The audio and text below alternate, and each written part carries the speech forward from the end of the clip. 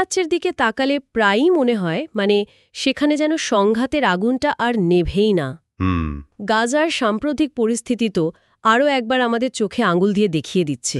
আজ আমরা একটু বোঝার চেষ্টা করব আমাদের হাতে যে সূত্রগুলো আছে সেগুলোর ভিত্তিতে কেন এই অঞ্চলে এত দীর্ঘস্থায়ী আর জটিল সংঘাত লেগেই থাকে। এর পেছনের আসল ঐতিহাসিক কারণগুলো কি?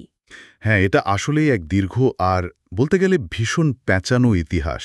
সূত্রগুলো আমাদের অনেক পেছনে নিয়ে যায়। অটোমান সাম্রাজ্যের সময়। হ্যাঁ, সেই অটোমান সাম্রাজ্যের পতন, তারপর ব্রিটিশ ফরাসি ঔপনিবেশিক শক্তির উত্থান। আচ্ছা। এরপর তো এলো তেলের আবিষ্কার।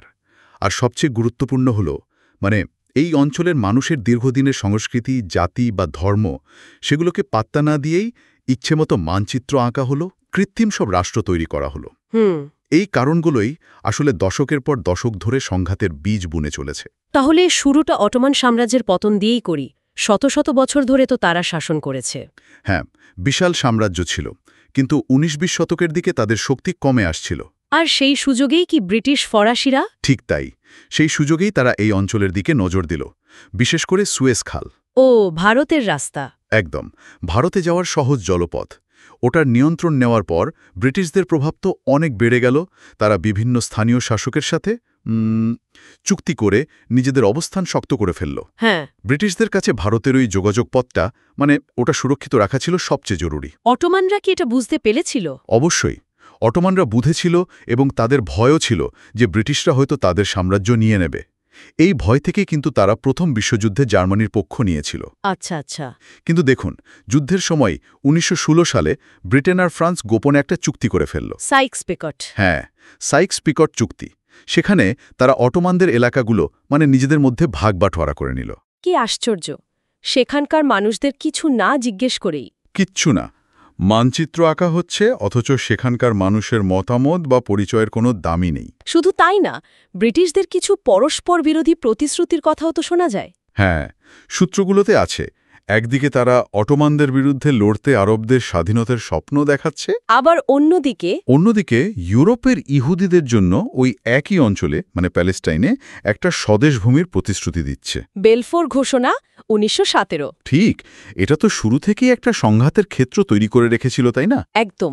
প্রথম বিশ্বযুদ্ধের পর যে বিভিন্ন চুক্তি হলো, ভার্সাই, শেভ, লুসান, সেগুলোতে এই ভাগাভাগি আর প্রতিশ্রুতিগুলোকেই একরকম আনুষ্ঠানিক রূপ দেওয়া হলো। আর তার ফলেই আজকের এই সীমান্তগুলো তৈরি হলো। হ্যাঁ, জন্ম নিল আজকের মধ্যপ্রাচ্যের অনেকগুলো দেশ, যাদের সীমান্তগুলো তৈরি হয়েছিল বাইরের শক্তির কলমের খোঁচায়। ধরুন কুর্দিদের কথা। হ্যাঁ, তারা তো ভাগ হয়ে গেল। বিশাল একটা জনগোষ্ঠী ৪-৫টা দেশে ভাগ হয়ে গেল। আবার ইরাকের মতো দেশে দেখুন, সুন্নি, শিয়া, কুর্দি, যাদের মধ্যে আগে থেকে রেষারেষি ছিল, তাদের এক দেশের পতাকার নিচে আনা হলো। লেবাননেও তো একই রকম। লেবাননেও বিভিন্ন ধর্মীয় গোষ্ঠীর এক জটিল সমীকরণ তৈরি হলো। এমনকি ইরাক কুয়েতের যে পুরনো সীমান্ত সমস্যা, যেটা নিয়ে পরে যুদ্ধও হয়েছিল, হ্যাঁ, সেটা শুরুও কিন্তু এই সময়েই।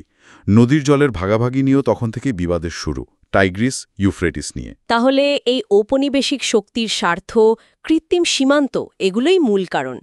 এর মধ্যে আবার তেল আবিষ্কার হলো। ঠিক ধরেছেন, তেল আবিষ্কারের পর তো খেলাটা আরও জটিল হয়ে গেল। ইরানে ১৯০৮ সালে, তারপর একে একে অন্য দেশেও। তখন তো এই অঞ্চলের গুরুত্ব অনেক বেড়ে গেল। বহুগুণ, ভূ রাজনৈতিক গুরুত্ব যাকে বলে। ব্রিটিশরা চাইল আমেরিকার ওপর তেলের নির্ভরতা কমাতে। তার মানে কি, এই অঞ্চলের ওপর আরও শক্ত নিয়ন্ত্রণ দরকার।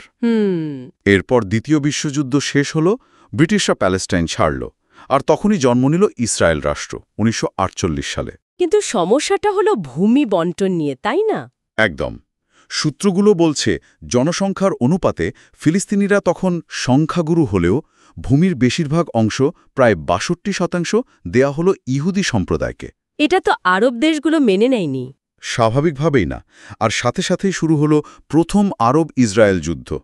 এর ফলে প্রায় ৭ লক্ষ ফিলিস্তিনি ভিটেমাটি ছেড়ে শরণার্থী হয়ে গেল। তাদের একটা বড় অংশ তো লেবাননে গিয়েছিল। হ্যাঁ, এবং সেটাই পরে লেবাননের জনসংখ্যার ভারসাম্য নষ্ট করে দিল, গৃহযুদ্ধের অন্যতম কারণও হয়ে দাঁড়ালো। তার মানে এই ১৯৪৮ সালের ঘটনাগুলোই পরবর্তী সব সংঘাতের কেন্দ্রে চলে এলো। নিঃসন্দেহে। এরপর থেকেই তো একের পর এক সংকট। মিশরে নাসের এলেন, আরব জাতীয়তাবাদ, তারপর সুয়েজ সংকট, 1956 সালে। আর প্রক্সি যুদ্ধগুলো? হ্যাঁ, যেমন ইয়েমেনে বাইরের শক্তিগুলো সরাসরি লড়ছে না, কিন্তু স্থানীয় দলগুলোকে সমর্থন দিচ্ছে। সৌদি আরব একদিকে, মিশর আরেকদিকে। 1967 সালের 6 দিনের যুদ্ধও তো খুব গুরুত্বপূর্ণ। অবশ্যই ইসরায়েল আরও এলাকা দখল করে নিল। পরে অবশ্য মিশর ইসরায়েলের সাথে শান্তি চুক্তি করে 1980 সালে, কিন্তু তার জন্য প্রেসিডেন্ট আনোয়ার সাদাতকে জীবন দিতে হলো। ঠিক, এরপর এলো ইরানি বিপ্লব 1979। এটা পুরো অঞ্চলের ক্ষমতার সমীকরণটাই বদলে দিল, বিশেষ করে রাজতন্ত্রগুলোর জন্য একটা বিরাট চ্যালেঞ্জ তৈরি করল।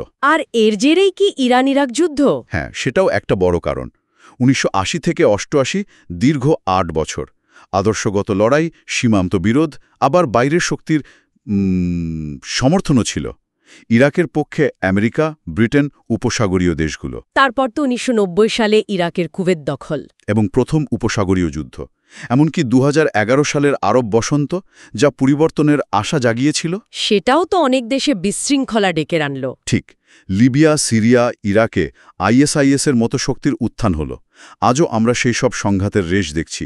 ইয়েমেন, সিরিয়া, লেবানন, গাজা, যেখানে আঞ্চলিক শক্তি আর তাদের আন্তর্জাতিক মিত্ররা প্রভাব বিস্তারের লড়াই নেমেছে। তাহলে সব মিলিয়ে যা দাঁড়াচ্ছে, এই ঔপনিবেশিক শক্তিগুলোর আঁকা মানচিত্র, তাদের পরস্পর বিরোধী সব প্রতিশ্রুতি, তেলের রাজনীতি, ইসরায়েল রাষ্ট্রের জন্ম আর তারপরে সংঘাত, স্থানীয় বাস্তবতা না বুঝে তৈরি করা কৃত্রিম রাষ্ট্র আর বাইরের শক্তির লাগাতার হস্তক্ষেপ, এই সব কিছু মিলিয়েই মধ্যপ্রাচ্যকে আজকের এই অবস্থা এনে ফেলেছে। সত্যি, সূত্রগুলো পড়লে মনে হয় যেন একটার পর একটা ভুলের চক্র চলছেই, থামছেই না। সত্যি তাই। 100 বছরেরও বেশি সময় আগের নেওয়া সিদ্ধান্তগুলো, সেই হস্তক্ষেপগুলো আজও এই অঞ্চলের মানুষকে তাড়া করে বেড়াচ্ছে, অস্থিরশীলতাকে জিয়ে রাখছে। এখানেই একটা খুব জরুরি প্রশ্ন মনে আসে। কি সেটা? যেহেতু বাইরের শক্তি আর তাদের তৈরি করা এই কৃত্রিমতাই এতকাল ধরে এখানকার সংঘাতের মূল চালিকা শক্তি ছিল, তাহলে এখন এই গভীর ক্ষতগুলো সারিয়ে তোলার জন্য স্থানীয় পর্যায় থেকে, এই অঞ্চলের মানুষের নিজেদের উদ্যোগে কী ধরনের সমাধান উঠে আসতে পারে? এমন সমাধান যা হয়তো অতীতের সেই ভুলের পুনরাবৃত্তিটা অন্তত আটকাতে পারবে।